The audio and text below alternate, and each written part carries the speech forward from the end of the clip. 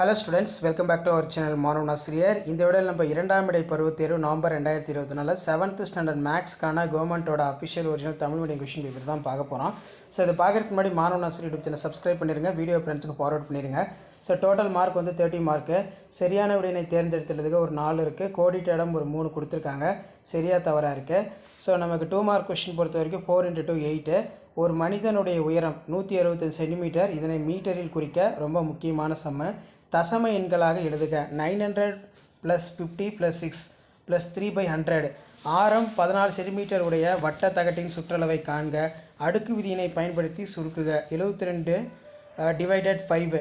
அதே மாதிரி 6 × 6 எனில் எம்மின் மதிப்பை காண்க. லலிதா தன் வீட்டுக்கு வரவேற்பை 63 சென்டிமீட்டர் ஆரமுள்ள வட்ட வடிவ விரிப்பை வாங்க விரும்புவார். அந்த விரிப்பால் அடையப்படும் பரப்பளவை காண்க. அதே மாதிரி ஏதேனும் 4 வினாக்களுக்கு மட்டும் விடையளி. 4 × 3 12.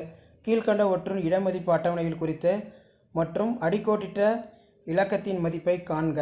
263.271, 4972.062. அதே மாதிரி ஏறு வரிசையில் எழுதுக. ஒரு மாட்டு வண்டி சக்கரத்தோடைய விட்டம் 1.4 மீட்டர், அது 150 முறை சுழலும் போது கடக்கும் தொலைவை காண்க. ரொம்ப முக்கியமான சம்மு. கயிற்றால் கட்டப்பட்டு மாடு மேய்ந்த பகுதியின் பரப்பளவு 9856 சதுர மீட்டர் எனில் கயிற்றின் நீளம் என்ன? π = 22/7. பின்வரும் எண்களை அடுக்கு குறியீட்டாக்குக. 512, 343.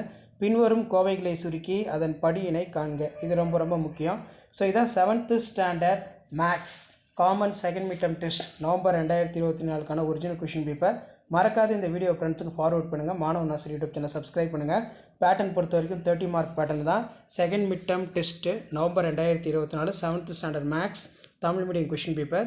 ஷேர் பண்ணுங்கள். தேங்க்யூ.